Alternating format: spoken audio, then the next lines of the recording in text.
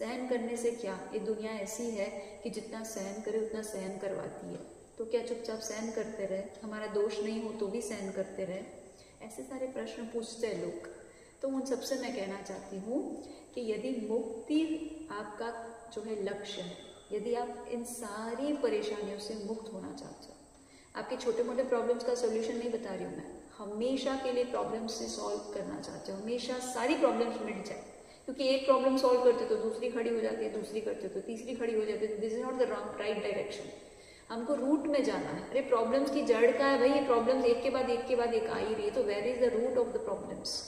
तो वो रूट है हमारे संसार के अंदर भ्रमण करना।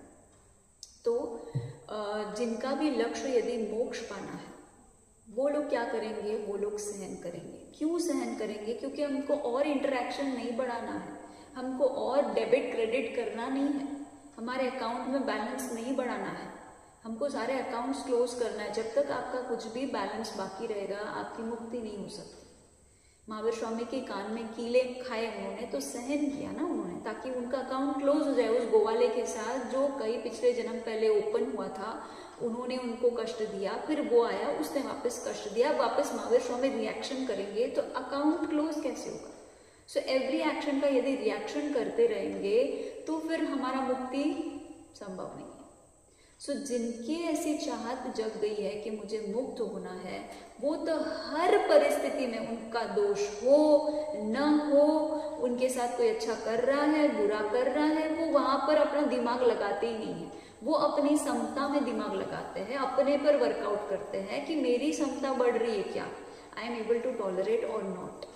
हमारे पास से दो रास्ता है। अगर थॉर्न से हमारे रास्ते पे अगर कांटे हैं तो हमारे पास दो ऑप्शन है, या तो दुनिया के सारे कांटे हटाते जाओ या फिर अपने पैरों में चप्पल पहन लो। तो दुनिया के कांटे हटाना is not in our control, चप्पल पहनना इज इन आवर कंट्रोल। वैसे ही दुनिया को बदलना हमारे कंट्रोल में नहीं है। किसी ने प्रश्न पूछा है मेरे को ये कि नेगेटिव इमोशंस है हमारे इर्द गिर्द, या हमारे साथ मिसबिहेव करने वाले लोग हैं जो हमें बार बार हर्ट करते हैं, तो मैं बोलती हूँ कि आप उनको कंट्रोल नहीं कर सकते, आप उनको चेंज नहीं कर सकते, आप आपकी सिचुएशन को नहीं बदल सकते, कुछ भी आपका वहाँ पे कोई रोल ही नहीं है, कुछ कर ही नहीं सकते, बाहर का वातावरण आप नहीं बदल सकते। अच्छा आप सोचोगे मैं इस परिवार को छोड़ दे, मैं कहीं और चली जाऊँ, तो वो भी कोई परमानेंट सोल्यूशन नहीं है।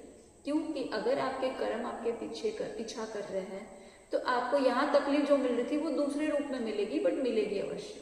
तो आप कहाँ तक भागोगे, कब तक भागोगे?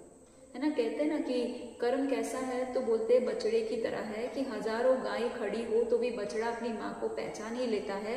वैसे ही कर्म जो है अपने कर्ता को पहचान ही लेता है और उसका पीछा नहीं छोड़ता जब तक उसका मुक्ति नहीं, कर्म को भोग नहीं ले। तो अब कहाँ भागोगे और कब तक भागोगे? सो दुनिया को बदल नहीं सकते, कर्म के फल जो आ रहे हैं उससे बच नहीं सकते, तो क्या करोगे? What is the next option? आपके पास सिर्फ और सिर्फ एक ही ऑप्शन है, और वो है सेल्फ को डेवलप करना, अपने आप के अंदर टॉलरेंस बढ़ाना, अपनी क्षमता को बढ़ाना, ये आपके कंट्रोल में है। तो मैं बोलती हूँ कि एडवर्स सिचुएशंस है, नेगेटिव सिचुएशंस है, विपरीत परिस्थितियां हैं, you are blessed so that you are having all such kind of situations, and now it's a challenge for you. Take it as a challenge कि महावीर स्वामी मेरे रोल मॉडल है। महावीर स्वामी अगर इस सिचुएशन में होते तो वो क्या करते?